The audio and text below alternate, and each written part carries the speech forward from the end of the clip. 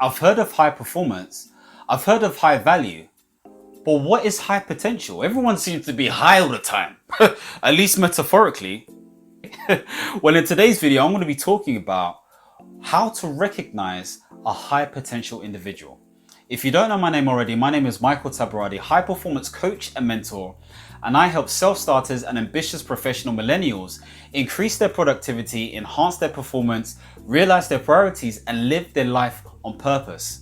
Now, if this is the first time you've come to my YouTube channel, make sure to subscribe and hit the notification bell. And as always, all the links are in the description below. Now let's get into the video. Now, as a high performance coach, I'm attracting and finding a lot of high potential people all the time.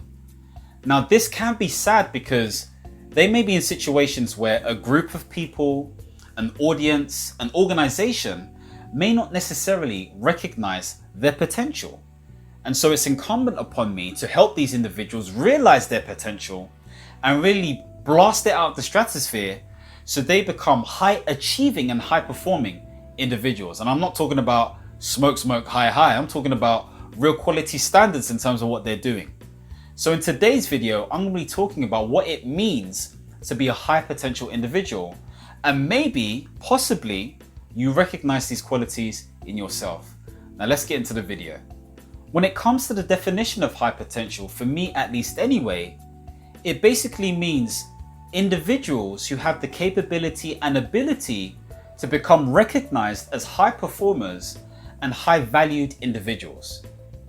And so from an organizational standpoint, usually what happens is that they have some sort of talent grid or talent profiling, usually done by the organizational development or learning development individuals or HR guys, to seek out talent from the masses, from the employees. But my best guess is that most organizations aren't very good at seeking out talent. If anything, they kind of have an idea of who they want to progress, who they want their leaders to be, and so they stick to those individuals. Now, in order for you to be effective in terms of recognizing talent, you need to be able to have a process for finding those people and then having something else for developing those people to actually realize their potential. So what I'm going to do is talk about things in order for one to recognize somebody as high potential individuals. Now, for me, it boils down to four main things. Number one, by virtue, they are high performers, okay? They may not always be recognized by the wider organization as high performers or the wider group or wider audience, let's say from a business context, but when they say they're going to do something, they under promise but over deliver, okay? So they're always performing at a high quality standard. They always produce great outputs, which produce, in effect, great outcomes. So the first sort of like criteria is that they are high performers by virtue, okay? Now, usually within an organizational context, they may be middle managers who haven't really broke the barrier yet, or it may be a personal brand or business owner who is recognized by, the small social or online community, but not necessarily by the masses or from a commercial standpoint. The second thing is that they have really strong values that they stick to. And usually these values are things that can be modeled, especially against the organization values or the general populace of those individuals who actually checking this individual out. And so again, as I've said in many different videos before, your values are things that you deem as important. And so if other people see your values as important because they're important to them, then again, there's going to be that connection and people will see there's something about you. That's what high potential is about. The third thing is that these people are ambitious and driven. They want more. And so because they want more, they do more.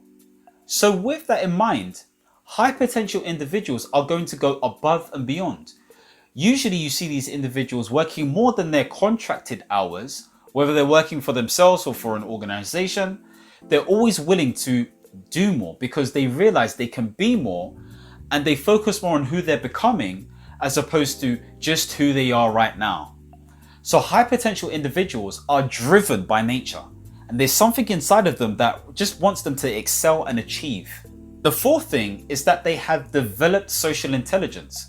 They know how to interact with individuals. They know what to say and how to say it. They know how to endorse good relationship management, okay? They're not socially awkward. It doesn't mean they're extroverted necessarily. You could still be introverted and have these skills. But what I'm saying here is that they know how to respond appropriately in accordance to their values, but also satisfying the conversation, communication, expression, and engagement and interaction with other individuals as well. And so when it comes to high potential individuals, they satisfy those 4 different characteristics and qualities. Now, before I continue, based on what I've said so far, do you see yourself as a high potential individual? Let me know in the comments below and we'll get back into the video. Now that I've spoken about the qualities of a high potential individuals, I'm now going to talk about what it takes in order for someone to be recognized as a high potential individual. Now let's get into it. A high potential individual produces great work consistently. So what you're seeking for is their consistency. Are they posting things regularly? Are they always making sure that they're there for an individual? Are they the sort of person that delivers on time? This could be in any sort of context. This could even be from a relationship context. And so with that in mind, think to yourself, is there early signs of consistency with this individual? How far are they willing to go? So that's the first thing. The next thing I'll say, and this is obvious from the consistency, is that is there evidence for their work? Okay. Do you know that their work is of a high quality standard? And if so, how?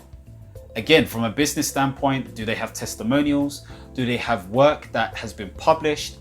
What shows that they're actually delivering on a consistent basis? Where's the evidence? So the second thing to this is they're able to confidently show and portray the evidence of outputs and outcomes. The next thing is that they show an eagerness to learn. These individuals are hungry to just gain knowledge because they know in order for them to be better, they have to have a certain level of expertise. They have to have a certain understanding in order to qualify them to do more and be more. Sometimes people are halted because they don't spend the time to read or watch the video or listen to what people are saying or write notes or break it down. So are you seeing them doing these activities? Are you hearing them ask these questions in order to understand more? So the third thing is they have a real eagerness to learn and understand because it makes them better problem solvers. The next thing is that they have a really, really strong work ethic. Okay, these individuals, again, like I stated before, are willing to go above and beyond.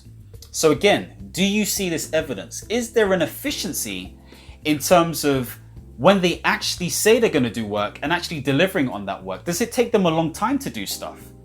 Are they working outside of their contracted hours? Now, we're not expecting that because we need to respect people's livelihoods and their well-beings, but in the same token, are they willing to do that?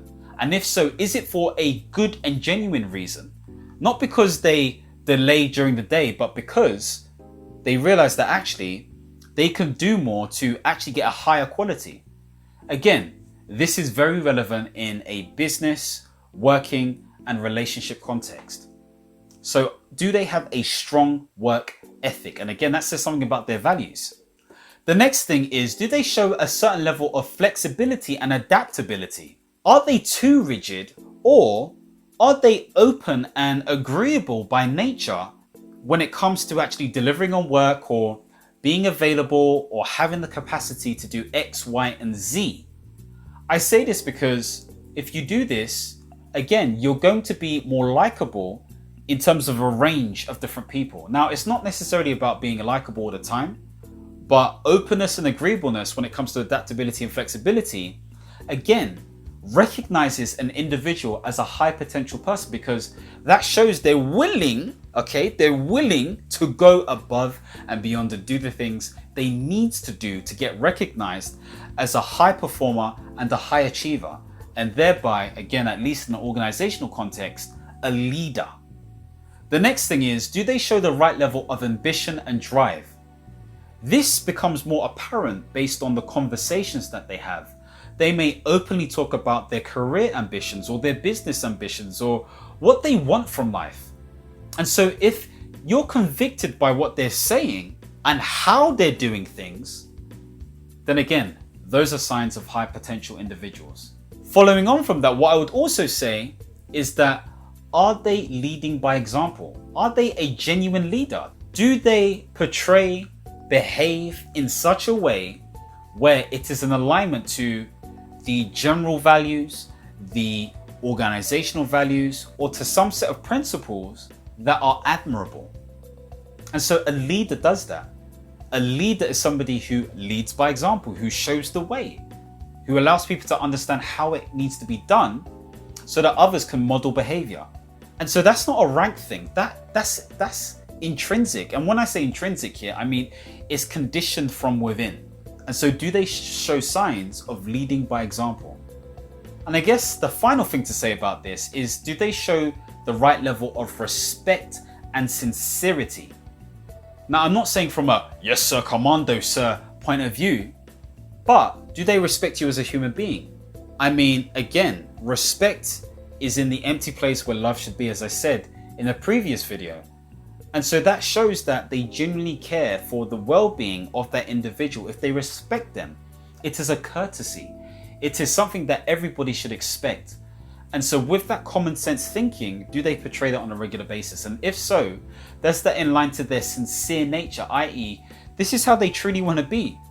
And so these different things, these different 8 sort of like, I guess, criteria are ways to recognize if someone you see within the business context, the personal branding context, the organizational context, or relationship context could be deemed as a high potential individual. Now, there you have it. That is what is required in order for you to be a high potential individual, at least be recognized as a high potential individual. And as I stated before, if you recognize these qualities in you, leave a comment below and let me know why you recognize these different things. Now, if you want to get to the next step and not just be a high potential individual, then click on the link below for a breakthrough session so we can turn you into a high performing individual and a high achiever. Now, again, I've spoken about high performance, I've spoken about high potential, but I feel like there's another high that's missing. In the next video, I'm going to be talking about what it takes to be a high valued person. If you like this video, click the like button. And if you want to check the next video out, subscribe and hit the notification bell. And as always, my friends, understand, reach, and expand. Peace.